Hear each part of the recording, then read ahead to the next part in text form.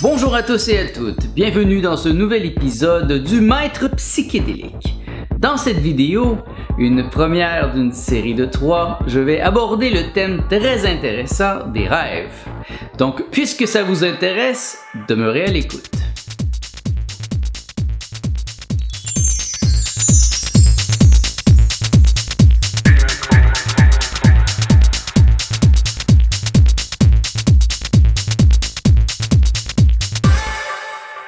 Mon nom est Nicolas Lehoux, bienvenue dans l'univers jovial de Nicolas. Dans toutes les vidéos que je mets sur ma chaîne YouTube, je vous propose un programme pour un nouvel univers. Car une nouvelle ère nécessite une pensée nouvelle. Et dans cette nouvelle ère que j'entrevois, l'art de rêver sera beaucoup mieux compris. Débutons cette vidéo par une citation de Terence McKenna. Les expériences psychédéliques et les rêves sont des cousins chimiques.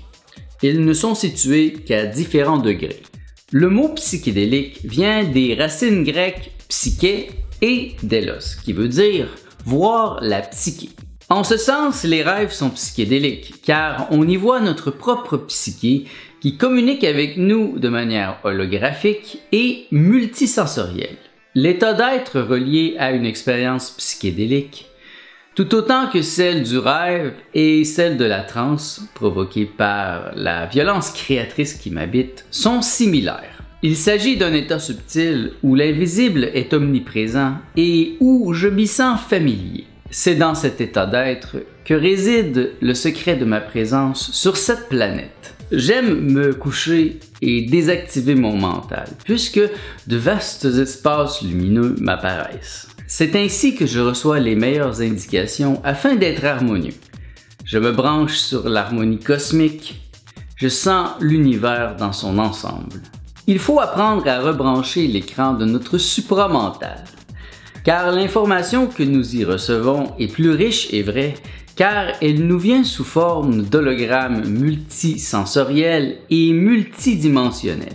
Les rêves, tout comme l'expérience psychédélique, sont une forme de communication présente en tout temps, à laquelle il nous suffit d'être attentif. Mais le panoptique du supramental est si riche qu'il est facile de s'y perdre si l'on ne s'est pas bien ancré dans notre corps physique. En effet, les royaumes transcendantaux sont si parfaits qu'il est parfois très difficile de réintégrer le monde des humains, avec ses limites, ses retardements, ses souffrances et l'ignorance qui rendent tout plus lourd. Cependant, je suis heureux et j'ai une œuvre pour bien m'ancrer ici, même si parfois il m'arrive de dériver, d'être ébranlé ou de me sentir incompris ou oublié. Je garde toutefois un sentiment d'harmonie profonde. Je suis ce que je me suis donné à être. J'ai désactivé les programmes qui cherchent à faire de moi un robot, un numéro aléatoire dans une usine de production d'absurdité. Je vis à contre-courant et je l'assume. Les femmes sont intuitives. Elles sont déjà à l'écoute par leur sensibilité.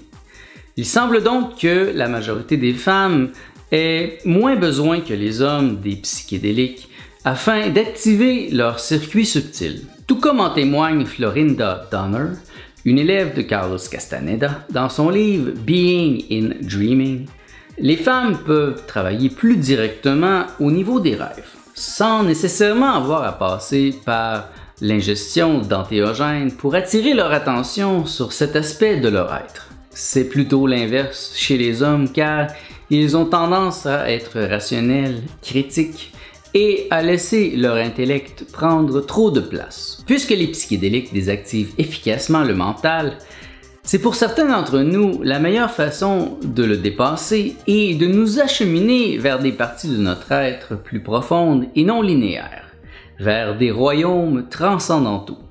Les rêves ont pris de plus en plus d'importance dans ma vie à partir du moment où j'ai commencé à faire des rêves lucides. Après 3 mois de yoga psychédélique, c'est-à-dire une haute dose chaque semaine, combinée avec de la méditation à chaque jour, je commençais spontanément à faire des rêves lucides 24 heures après une expérience psychédélique. Quelle joie ce fut pour moi de pouvoir enfin rêver consciemment. Mes premiers fantasmes furent rapidement réalisés. Voler, faire l'amour, passer à travers les murs, etc. Je finis toutefois par me lasser et commencer à m'interroger sur l'utilité et la pertinence de telles expériences de rêve lucide.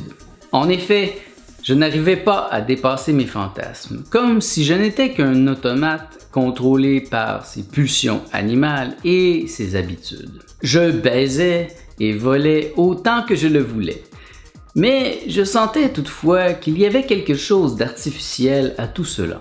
Je cherchais donc à désactiver les programmes de base pour passer à un niveau où j'aurais plus de liberté de mouvement et d'expression, où je ne serais plus assujetti aux habitudes de mon corps mental et physique. Nous avons tous des amis qui travaillent avec nous dans l'invisible. Je me mis alors à la recherche de mon guide, écumant mes rêves en demandant à tous s'ils savaient où je pouvais le trouver. Il me suffisait alors de visualiser et d'affirmer plusieurs fois mon désir de le rencontrer avant de m'endormir pour que j'y pense en rêve. Cela m'aidait d'ailleurs souvent à devenir lucide. Puis je passais près de lui à plusieurs reprises sans le voir. Finalement, je le rencontrai sous la forme d'un psychologue barbu, sans toutefois arriver à rester conscient assez longtemps pour discuter avec lui. Il eut toutefois le temps de me dire « We will have an enlightening moment together ». Voilà comment cette rencontre me marqua profondément.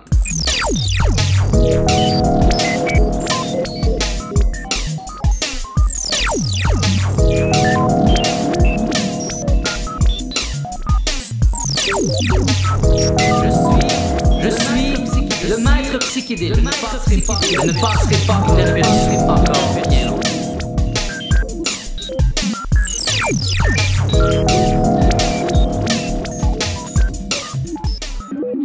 Voilà qui termine cette première vidéo d'une série de 3. Je vous invite à écouter les suivantes qui continueront ma réflexion à ce sujet. Mon nom est Nicolas Lehoux, merci d'avoir été à l'écoute du Maître Psychédélique. Je vous invite à donner un pouce à cette vidéo afin d'aider d'autres gens à la trouver. Partagez-la sur vos réseaux sociaux afin d'aider à mieux comprendre le monde des psychédéliques et le monde des rêves. Je vous invite à vous abonner à ma chaîne afin de recevoir chaque semaine les notifications à propos de nouvelles vidéos que je vais s'y ajouter. Car en effet, chaque jeudi, j'ajoute une nouvelle vidéo sur ma chaîne YouTube. Merci d'avoir été à l'écoute. Je vous souhaite tout le bien que vous pensez de moi.